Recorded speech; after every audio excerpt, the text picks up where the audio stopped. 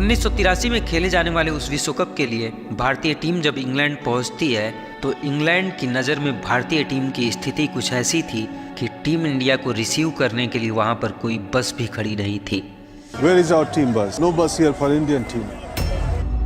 British media का कोई भी कैमरा टीम इंडिया को कवर करने के लिए मौजूद नहीं था। मतलब साफ था कि टीम इंडिया की हैसियत ना के बराबर समझी जा रही थी। ब्रिटिश मीडिया के अखबार इंडिया को नीचे से दूसरे नंबर की टीम बता रहे थे।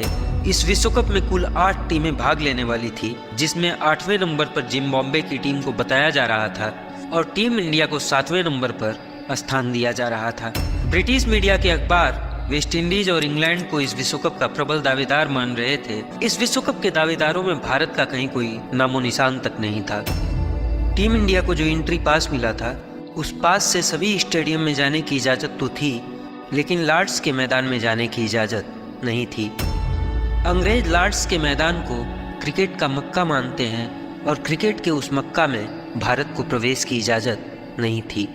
टीम इंडिया को मिले उस पास को लेकर टीम इंडिया के मैनेजर PR मान सिंह जब क्रिकेट बोर्ड ऑफ इंग्लैंड के दफ्तर गए तो वहाँ पर उनसे कहा गया कि आपका कोई मैच लॉर्ड्स में नहीं है, इसलिए आपको लॉर्ड्स में एंट्री नहीं दी गई है। फिर मान सिंह ने कहा, लेकिन इस विश्व कप का फाइनल मैच तो लॉर्ड्स में ही है ना। क्रिकेट बोर्ड ऑफ इंग्लैंड के दफ्तर में बैठे सभी कर्मचारी मान सिंह की इस बात पर हंसने लगे और उन्होंने मान सिंह का मजाक उड़ाते हुए कहा कि अगर टीम इंडिया फाइनल में पहुंचेगी तो हम पास इश्यू कर देंगे। ये सुनकर मान सिंह की आंखें भर आई। क्रिकेट की दुनिया में भारत की इस तौहीन से भारतीय टीम के मैनेजर का दिल तार तार हो रहा था। रूंधे गले और भरी हुई आंखों के साथ मान सिंह जब क्रिकेट बोर्ड ऑफ इंग्लैंड के दफ्तर से वापस लौटे, मगर इज्जत जीतना अभी बाकी है कप्तान। मान सिंह की बातों ने कपिल सर की आंखें नम कर दी थी। टीम इंडिया के तेज गेंदबाज बलविंदर सिंह संधू के पास जूते तक नहीं थे। उन्होंने फटा हुआ जूता पहनकर पूरा विश्व कप खेला था। ये फटा हुआ जूता बता रहा था कि उस समय भारतीय टीम और क्रिकेट बोर्ड ऑफ इंडिया किस कंगाली के दौर से गुजर रहा था। टीम इंडिया के खिलाड़ियों के पास इतने पैसे भी नहीं थे कि वे अपने कपड़े लॉन्ड्री में धुलवा सकें। पूरे विश्व कप के दौरान टीम इंडिया के खिलाड़ियों को अपने कपड़े खुद ही धोने पड़े थे। विश्व कप से पहले भारत को 4 वार्म अप मैच खेलने थे। 4 जून 1983 को भारत अपना पहला वार्म अप मैच खेलता है और इस वार्म अप मैच में भारत का टॉप ऑर्डर ताश के पत्तों की तरह बिखर जाता है। 82 रन पर भारत के 5 विकेट गिर चुके थे और कपिल देव सर जब आउट होकर जा रहे थे तो दर्शक दीर्घा में बैठे भारतीय दर्शक ही कपिल देव सर और टीम इंडिया का मजाक उड़ा रहे थे। ओ ये तो फुद्दू टीम है, ओ एक मैच तो जीत के जाओ। अपने ही देश के लोगों का इस तरह का व्यवहार कपिल देव सर की आंखें भर देता है। भारत अपने 3 प्रैक्टिस मैच हार चुका था। औसत से भी नीचे टीम इंडिया की ये परफॉर्मेंस ब्रिटिश मीडिया को भारत को बेआबरू करने का मौका दे देता है। इंग्लिश क्रिकेट पत्रिका विजडन क्रिकेट मंथली के संपादक डेविड फ्रीथ ने अपने लेख में भारतीय टीम को अपमानित करते हुए लिखा, भारतीय टीम विश्व कप खेलने लायक नहीं है और अगर भारतीय टीम यह विश्व कप जीतेगी तो वह अपने आर्टिकल के पूरे पन्ने को खा जाएंगे। हम लोग जब इंग्लैंड पहुंचे, वहाँ के मशहूर क्रिकेट जर्नलिस्ट डेविड फ्रिथ, उन्होंने एक आर्टिकल में ये लिखा कि अगर इंडिया जीती तो then he eat his words, यानी वो अपने अल्फाज खाने के लिए तैयार थे। 25 जून को जीतने के बाद बहुत सेलिब्रेशंस हुए, एक हंगामा हुआ। मैं अपने कमरे में गए जब तक 4 बज गए। जब मैं बैठ के डेविड को एक चिट्ठी लिखा, मियाँ अब हम जीत गए हैं, अब आप अपने अल्फाज खाइए। 1 महीने के बाद 23 जुलाई को डेविड फ्रिथ लॉर्ड्स को गया। वहाँ जाके हाथ में वाइन का ग्लास लिया और जो आर्टिकल उसने लिखा था वो खा गया। ब्रिटिश मीडिया की बात तो छोड़िए, खुद क्रिकेट बोर्ड ऑफ इंडिया के विश्वास की बुनियाद इतनी कमजोर थी कि टीम इंडिया की वापसी का टिकट सेमीफाइनल मैच से 2 दिन पहले ही यानी 20 जून 1983 को ही कंफर्म करा दी गई थी। 22 जून को सेमीफाइनल मैच खेला जाना था और 20 जून को ही भारतीय टीम की वापसी का टिकट खुद बता रहा था कि खुद भारतीय क्रिकेट बोर्ड का भरोसा अपने खिलाड़ियों पर बिल्कुल रेत की नींव जैसे था। ये सारी चीज़ें, ये सारी परिस्थितियाँ, अखबारों की वो हेडलाइंस और सेमीफाइनल से पहले ही टीम इंडिया की वापसी का वो टिकट टीम इंडिया के कप्तान का दिल दहला रहा था।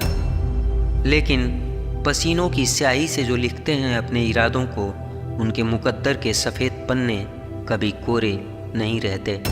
भारतीय टीम का वह कप्तान भी अब ठान चुका था कि जब हारना ही है तो हिम्मत से हारना है, लेकिन हिम्मत नहीं हारनी है।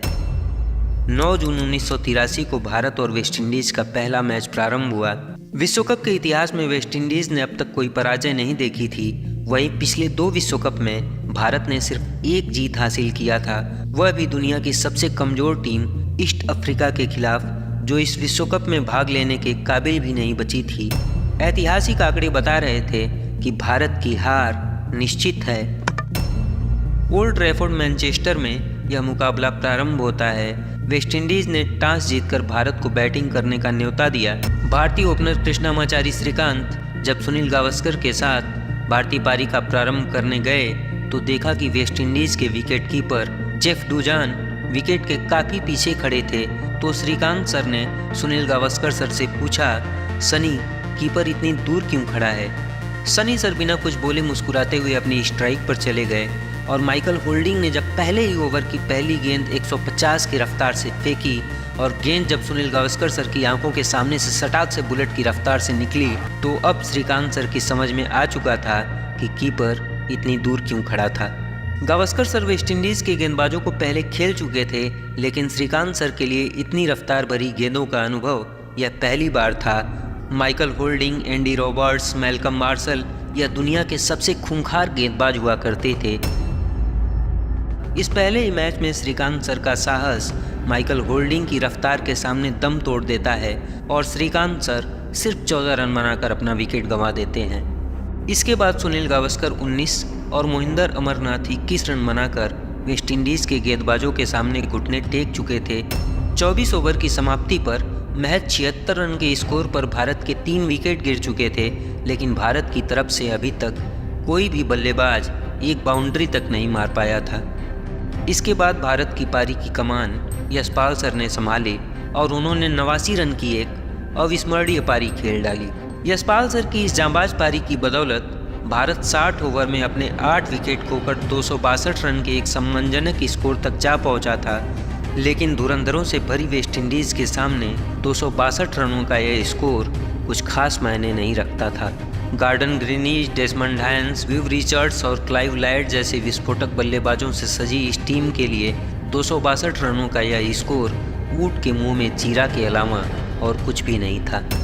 लेकिन भारत का वह कप्तान भी अब मैदान में आने से पहले अपने खिलाड़ियों को इतिहास को पलट देने का संविधान पढ़ा रहा था। गार्डन ग्रीनिज और डेसमंड हायंस वेस्टइंडीज़ की पारी का प्रारंभ करते हैं और भारतीय गेंदबाज एक विकेट के लिए तरस जाते हैं। वेस्टइंडीज़ बिना कोई विकेट खोए 49 रन बना चुका था, लेकिन तभी 14वें ओवर में डेसमंड हायंस रन आउट हो जाते हैं। भारतीय खिलाड़ी इस रन आउट का जश्न मना ही रहे थे कि मैदान की तरफ तूफान के आने की आहट प्रारंभ हो गई। वेस्टइंडीज़ के दर्शक झूम रहे थे और भारतीय खिलाड़ियों के आंखों के सामने अंधेरा छा रहा था।